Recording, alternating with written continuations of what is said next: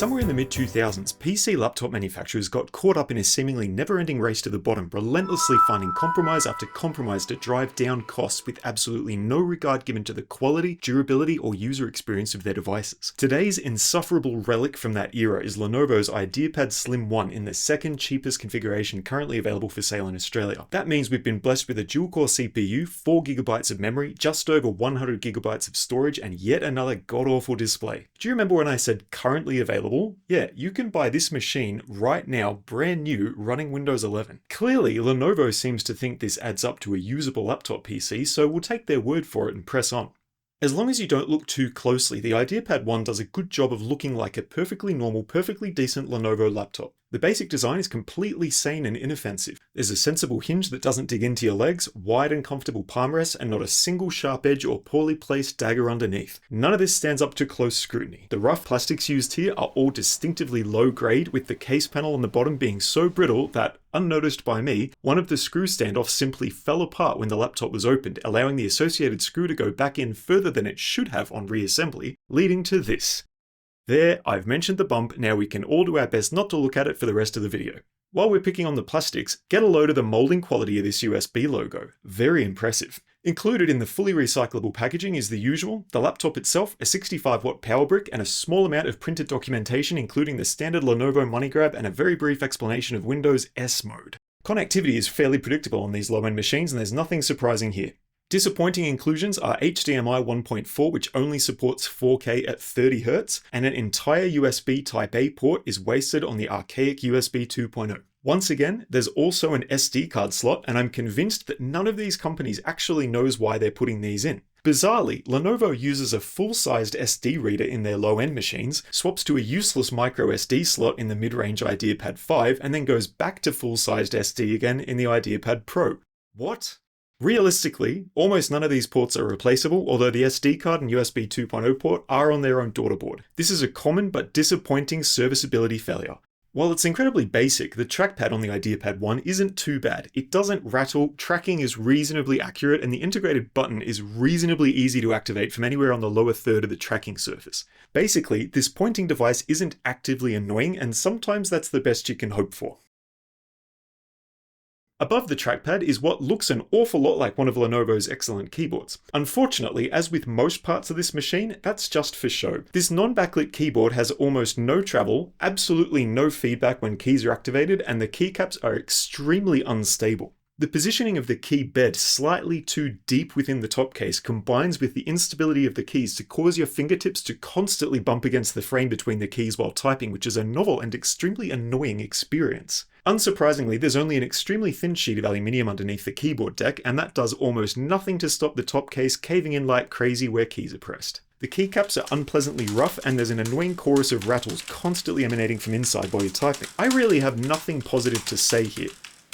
The IdeaPad 1's very, very floppy hinge requires 820 grams of force to lift from fully closed, and then 291 grams to move in either direction from a 90-degree angle. Despite the reasonably low lifting force, it's still impossible to open this one with one hand. While the lid will happily open to around 170 degrees, the hinge smashes onto the desk and grinds along for the final third of its travel. Lovely. Under the keyboard deck, small hinge brackets bolt with only 3 screws per side directly into fragile plastic standoffs with only the tiniest, thinnest piece of aluminium bracing, attempting to add some structural integrity to this mess. Inside the display lid, things are even worse. The hinge brackets are absolutely tiny, which concentrates the force over a ridiculously small area, and only 3 tiny screws bolt straight into the brittle plastic lid with no secondary reinforcement of the screw bosses nor any form of brackets running to the top of the lid. In summary, Lenovo have not made even the slightest attempt to stop this laptop ripping apart within the first couple of years of normal careful use. Thanks, Lenovo. The display panel itself is arguably even crappier than the plastic holding it up. This particularly awful TN panel has a resolution of only 1366 by 768 and a maximum brightness of 250 nits. Contrast measures in at a catastrophically low 250:1, and nearly 43% of the basic sRGB color gamut is left unaccounted for. Viewing angles are so narrow that the image is never really stable, and blacks are best described as a sort of splotchy blue. There's even fun little pressure distortions constantly rippling around the lower bezel as the display wobbles during use. You know what? Maybe it's not so bad if the screen does fall off. Mounted above the awful display is the typical awful webcam and pair of stereo microphones. Thankfully, you can prevent the government from watching you by closing the convenient privacy cover. Onboard audio in this class of machine is extremely predictable, so you won't be surprised to see the usual pair of cheap little stereo speakers firing downwards through the bottom case. Powering these and doing general audio duty is a Realtek ALC3287 chip, and audio I/O is provided by a basic combination headphone and microphone jack. Storage is an absolutely tiny 128GB Samsung PM991A SSD. This 2230 size drive is mounted in a particularly nicely made 2280 adapter to the single M2 slot on the motherboard. Read and write speeds are extremely low for an NVMe drive, but still far better than the hopeless eMMC drive you'll sometimes find on this class of laptop, and frankly we're lucky machines of this caliber are no longer shipping with mechanical hard drives. Wireless connectivity is provided by a Realtek RTL8852BE chip supporting the older Wi-Fi 6 standard.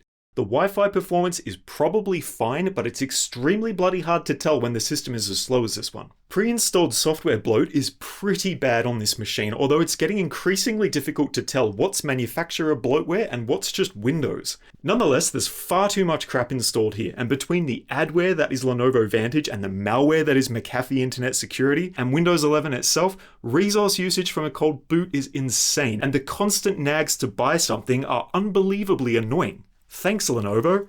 Speaking of Lenovo Vantage, in theory there are probably useful performance, thermal, and charging modes in here. Bear with me for a moment here.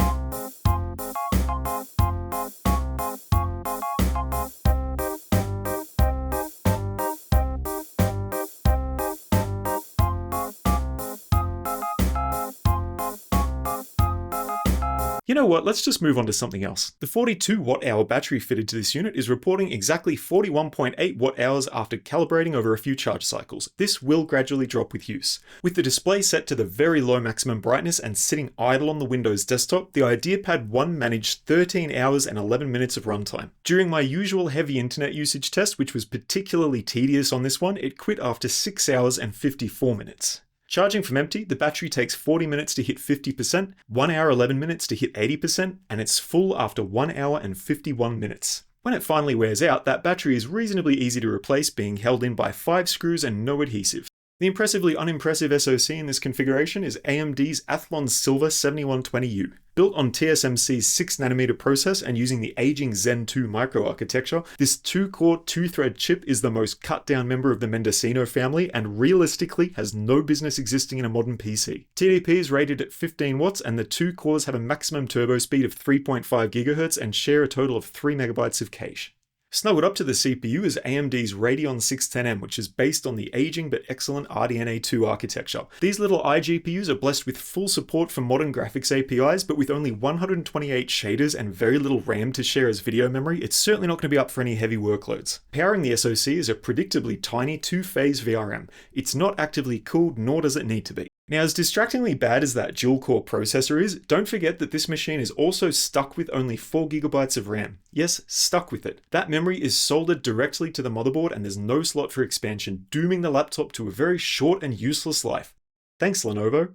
The system tasked with extracting heat from the SoC is the usual little single fan, single heat pipe setup with air intake at the bottom and exhausting from behind the display hinge. The little 45mm fan is easy to remove for cleaning and reasonably quiet under heavy loads. The cold plate surface is a bit messy with quite a bit of visible scuffing, and it's only held on by 3 screws where you'd ideally like to see 4 for better pressure distribution. Without the fan, the cooler weighs only 28 grams. Less weight means less thermal mass, which means you will hear the fans kick on more frequently to deal with the heat from short workloads. Now, if the dual-core CPU and microscopic GPU didn't give it away, this laptop isn't really intended for heavy workloads, so of course we've gone ahead and subject it to an extended heavy workload just to see what happens. Because there are only 2 low-power cores here and we want to fully load up the power delivery and cooling, I've run Cinebench R24 to stress the CPU cores and MSI Combustor to stress the integrated GPUs simultaneously for a full 30 minutes, with the laptop sitting flat on the desk in its highest performance mode.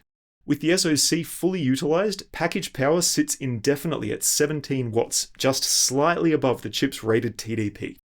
There's no short-term raised boost level, so at full load, the CPU core frequency spends the entire time pegged at its maximum clock speed of 3500 MHz, and at the same time, the little Radeon iGPU happily sits at its maximum speed of 1900 MHz with only the tiniest little deviation every now and then. With only 17 watts to dissipate, the little cooling system has no problem keeping temperatures under control, with the CPU cores slowly creeping up to 70 degrees and then staying there. As for performance, well, anyone who's seen the previous videos in this series has already seen this.